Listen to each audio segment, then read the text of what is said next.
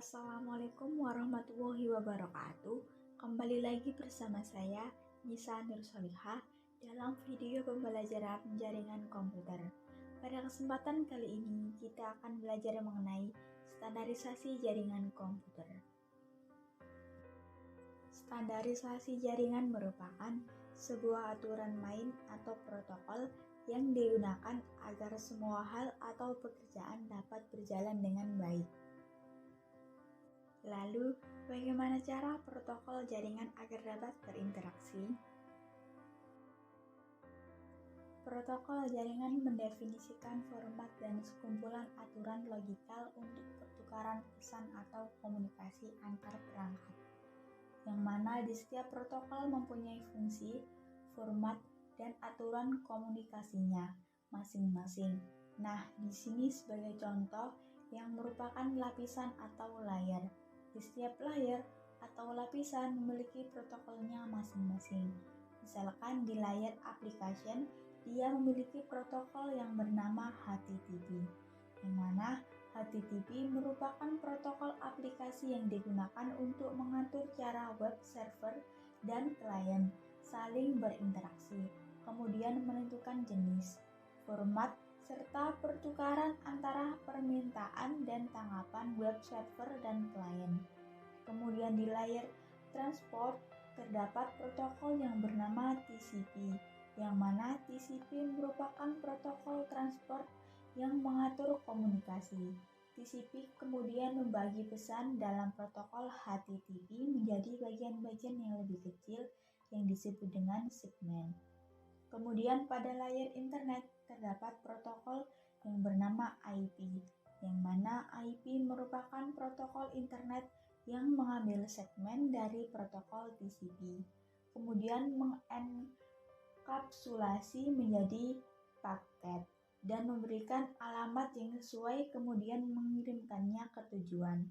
Lalu di layar terakhir yaitu ada network access layer yang memiliki protokol yang bernama Ethernet, di mana Ethernet merupakan protokol network access yang berfungsi untuk mengambil paket dari IP, kemudian memformatnya untuk dikirimkan melalui transmisi media yang bersesuaian.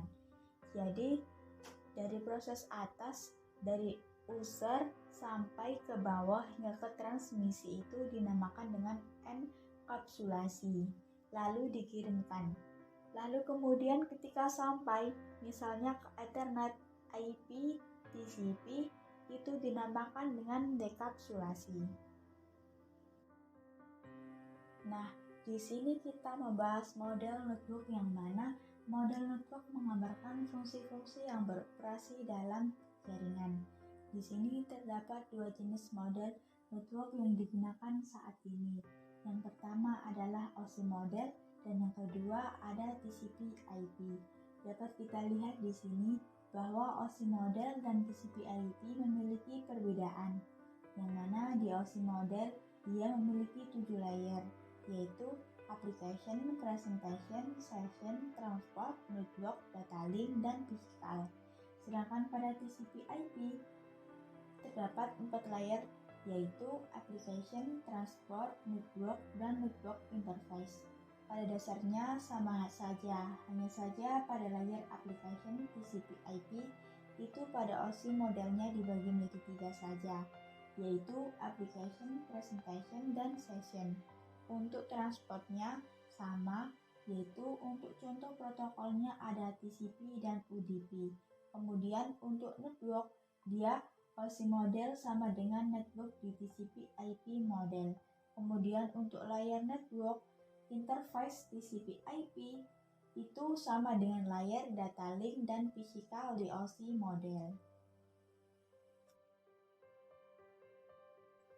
Selanjutnya kita membahas OSI model, yang mana model referensi OSI secara konseptual terbagi ke dalam 7 lapisan, di mana masing-masing lapisan memiliki fungsi jaringan yang spesifik. Model Open System Interconnection atau OSI diciptakan oleh International Organization for Standardization (ISO) yang menyediakan kerangka logika terstruktur mengenai bagaimana proses komunikasi data berinteraksi melalui jaringan. Nah, di sini dapat kita lihat bahwa OSI model memiliki 7 layer. Yang pertama, dari layer pertama ada physical layer yang berfungsi untuk mengirimkan data melalui media transmisi. Dan di atasnya di layer kedua ada layer data link yang mana berfungsi untuk menambahkan MAC address pada paket. Kemudian pada layer ketiga yaitu network layer yang berfungsi untuk menambahkan alamat jaringan pada paket. Kemudian untuk layer keempat terdapat transport layer yang berfungsi untuk mengatur pro control dan mengirim ulang data jika diperlukan. Kemudian untuk layer kelima ada session yang berfungsi untuk membentuk koneksi kemudian memutuskannya ketika seluruh data telah terkirim. Kemudian untuk layer keenam ada presentation layer yang berfungsi untuk memformat data sehingga dapat dikenali oleh penerima. Kemudian untuk layer ketujuh ada application layer yang berfungsi untuk menunjang aplikasi untuk berkomunikasi melalui jaringan.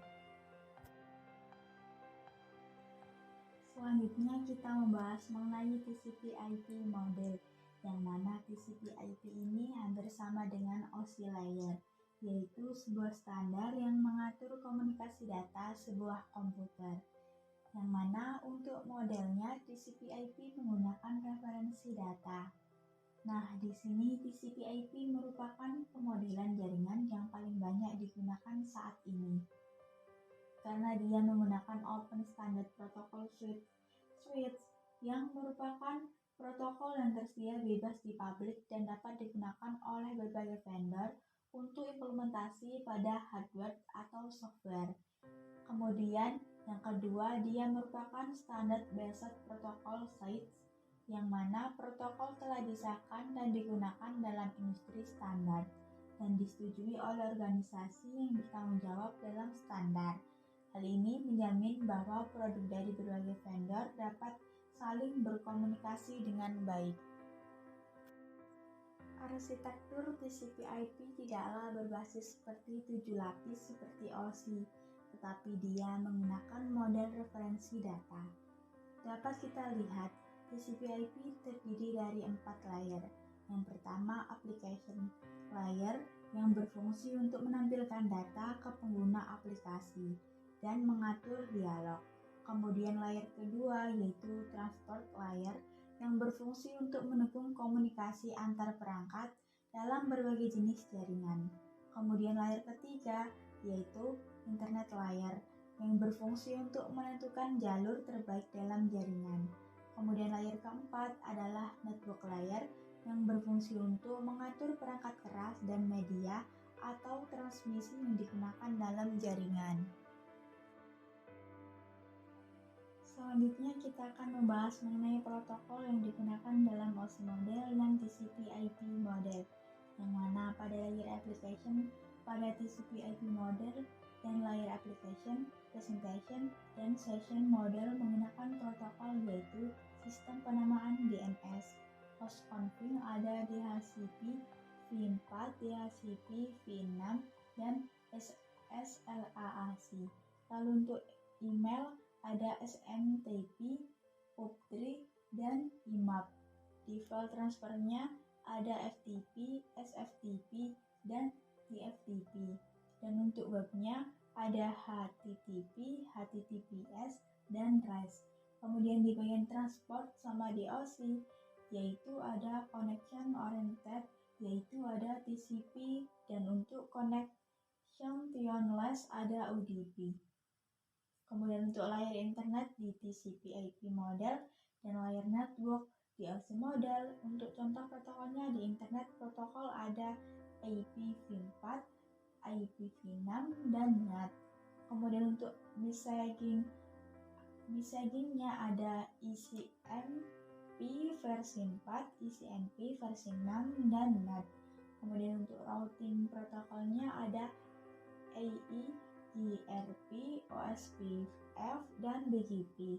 Kemudian pada layar network access pada TCP/IP model dan layar data link Dan fisikal di OSI modal terdapat protokol yaitu Address Resolution, ada ARP, dan di data link ada Ethernet dan LLAN.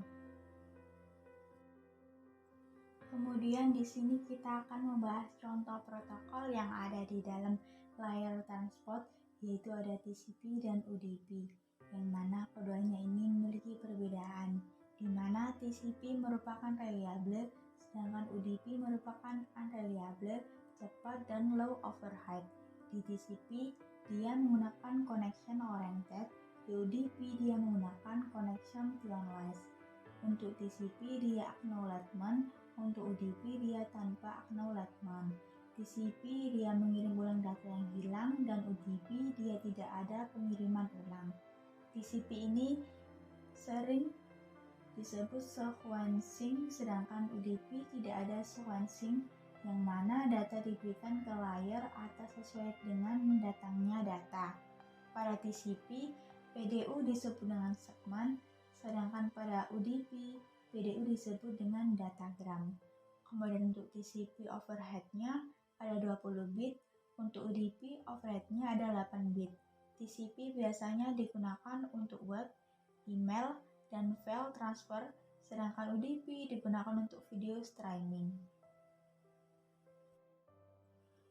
Selanjutnya kita akan membahas mengenai network port, yang mana merupakan mekanisme yang mengizinkan sebuah komputer untuk mendukung beberapa sesi koneksi dengan komputer lainnya dengan program di dalam jaringan. Dilihat dari penomorannya, ports TCP dan IP dibagi menjadi 3 jenis. Yang pertama yaitu ada well-known ports, yang pada awalnya berkisar antara 0 sampai 255.